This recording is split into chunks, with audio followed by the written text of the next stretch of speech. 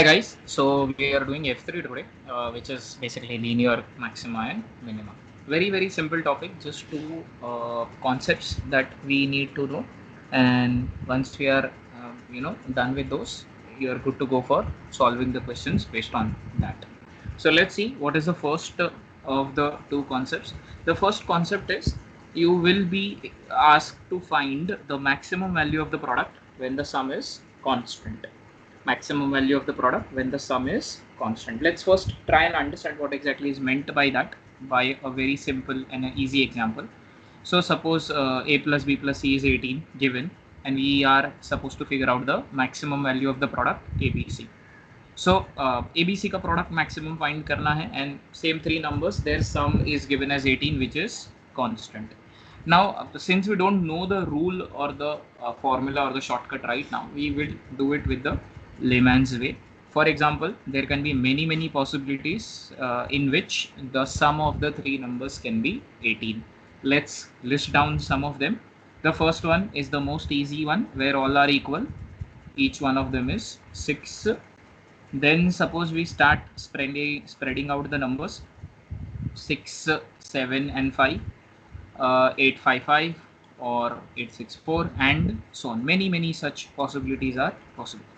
And for those possibilities, whichever few that we have listed down from the many possibilities, if we now take the product, and you will realize some pattern which is happening. For example, in the first scenario where all the numbers are 6 each, when we take the product, it turns out to be 216.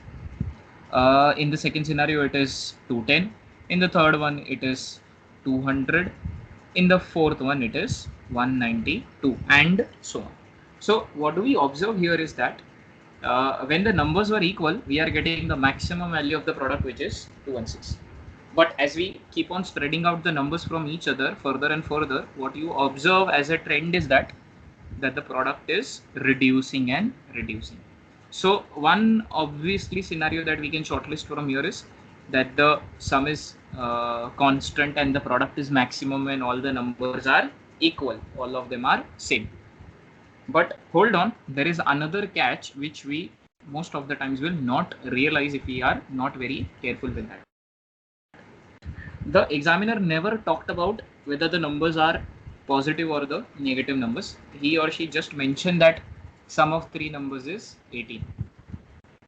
And this is where our mental blockage will harm us big time. For example, whenever we are asked to assume something or substitute something, we never substitute negative numbers, we never substitute fractions. We always try to substitute nice simple values like 1 2 3 4 and so on, and that is where we will fail drastically.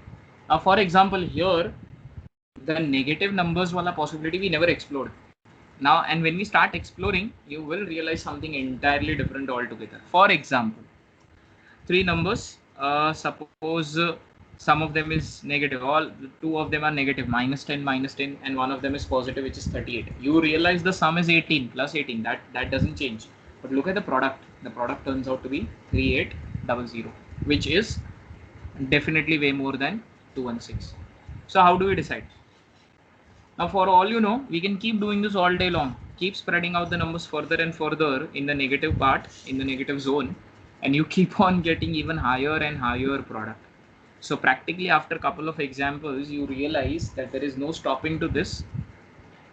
And when we consider the negative scenario, there are literally infinite cases possible.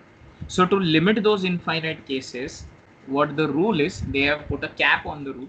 There is a restriction on the rule, that this restriction, that the sum is constant and the product is maximum when all are equal. This rule is only and only applicable if the numbers are positive, and that is why these are going to be your checkpoints. If the question satisfies these criteria, only and only then you are going to apply the rules.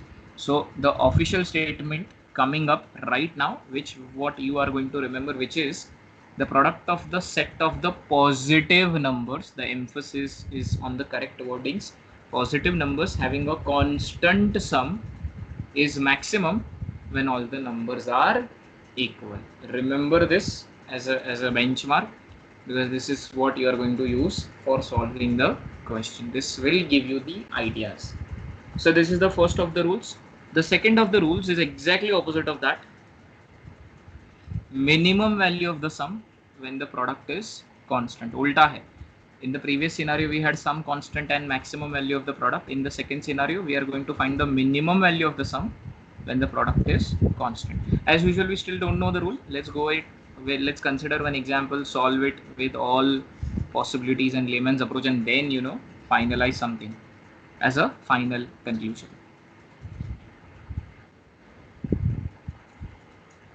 So suppose ABCD, 4 numbers, their product is 625, and we are going to find out the minimum sum of the same 4 numbers, A plus B plus C plus D.